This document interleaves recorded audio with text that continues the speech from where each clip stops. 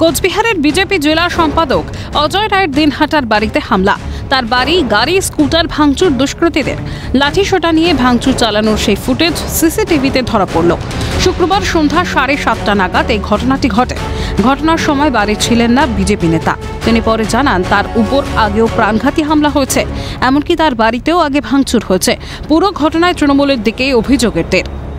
ভয় দফায় আমার বাড়িতে এর আগে অনেকবার হামলা হয়েছে, আমার উপরেও অনেকবার প্রাণঘাতী হামলা হয়েছে। শুনছি যে বাড়িঘর ভাঙচুর করছে, ওখানে শুনতে পেলাম।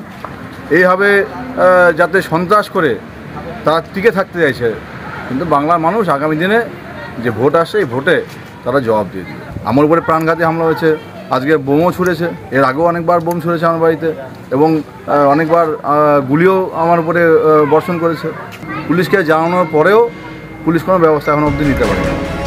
অভিযোগ অস্বীকার করে জেলা তৃণমূলের এসসি ওবিসি শাখার ব্লক সভাপতির দাবি, এ ধরনের সংস্কৃতি তাদের দলের নয়। কারণ তৃণমূল এই সংস্কৃতির সঙ্গে যুক্ত নয়। আমার যেটুকু মনে হয়, বর্তমানে সিকিউরিটিবিহীন চলছে। এবার সিকিউরিটিটা তার নেতৃত্বের কাছে আদায় করে নেওয়ার জন্য তারা নিজেরাই এই ভাঙচুরের কাজ করে তৃণমূলের ঘাড়ে দোষ চাপাচ্ছে। এদিকে পুরো ঘটনায় কোচবিহারে শুরু হয়ে গিয়েছে বিজেপি তৃণমূল চর্চা। অজয় রায় আমাদের দিনহাটার একসময় মণ্ডল সভাপতি ছিলেন, এখন আমাদের জেলার সম্পাদক।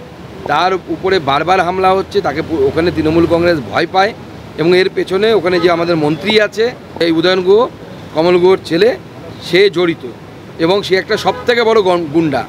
উত্তরবঙ্গের মানুষ বেসিক্যালি শান্তিপ্রিয় মানুষ, কিন্তু এই উদয়ন গুহ গোটা উত্তরবঙ্গটাকে, বিশেষ করে কুচবিহারকে নরকে পরিণত করেছে। গণমাধ্যমে অজয় রায়ের বাড়িতে দুষ্কৃতী তাণ্ডবের সিসিটিভির ছবি পোস্ট করেছেন বিরোধী দলনেতা। উদয়ন গুহর বিরুদ্ধে 2021-এর ভোট পরবর্তী অশান্তিতে সরাসরি যুক্ত থাকার অভিযোগ করে গণমাধ্যম পোস্টে বিরোধী দলনেতা লিখেছেন, যাকে জাতীয় মানবাধিকার কমিশন মহামান্য উচ্চ আদালতে জমা দেওয়ার রিপোর্টে দুষ্কৃতী এবং গুন্ডা আখ্যা দিয়েছিল, সেই উদয়ন গুহের গুন্ডা বাহিনী আজ কোচবিহারে ভারতীয় জনতা পার্টির নেতা শ্রী অজয় রায়ের বাড়িতে হামলা চালালো। এই ঘটনা সিসিটিভি ক্যামেরায় পরিষ্কার দেখা যাচ্ছে। পশ্চিমবঙ্গে আর 10-11 মাস পরে হয়তো 2026 সালের বিধানসভা নির্বাচনের ঘণ্টা বাজবে, এবং সেটাই হবে তৃণমূল দলের রাজনৈতিক মৃত্যু ঘণ্টা। স্বাভাবিকভাবেই বিরোধী দলনেতার এই চোখা বার্তার জবাব কড়া ভাষাতেই দিয়েছেন উত্তরবঙ্গ উন্নয়ন মন্ত্রী। জাতীয় মানবাধিকার কমিশনের সদস্যরা এসে অজয় রায়ের বাড়িতে গিয়েছিল, কিন্তু উদয়ন গুহ কোথায় ছিল সেটা কিন্তু খোঁজ করেনি। আমার উপর আক্রমণ হলো, আমাকে হাসপাতালে ভর্তি হতে হলো, আর জাতীয় মানবাধিকার কমিশন এসে আমাকে একেবারে দুষ্কৃতিকারী বলে আমার গায়ে সিল লাগিয়ে দিল। শুভেন্দু অধিকারী না জেনে না বুঝে আলগা মন্তব্য করার ক্ষেত্রে ওর কোনো জুড়ি নেই। তবে একটা কথা আমি ওকে বলতে পারি, বলেছে নাকি যে আমাদের রাজনৈতিক মৃত্যু হবে 2026-এ। ওর ক্ষমতা থাকলে 2026-এ যেন দিনহাটা বিধানসভা কেন্দ্রে এসে ভোটে লড়াই করে। বিধানসভার বাইরের থেকে বিরোধী নেতাদের দেখেছি, এইরকম জোকারের মতন বিরোধী নেতা আমি অতীতে কখনো দেখিনি।